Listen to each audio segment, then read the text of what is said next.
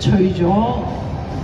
你哋覺得我哋帶咗好多快樂俾你哋，其實調翻轉，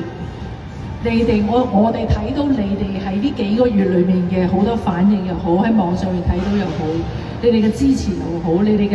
share 你哋好多一啲開心嘅回憶，其實你哋呢啲回憶又帶翻一啲好開心嘅感覺俾我哋嘅，即係我自己係覺得唔係淨係我哋帶俾你哋，係相對好多嘢我哋俾你，你又俾翻我哋，所以呢個感覺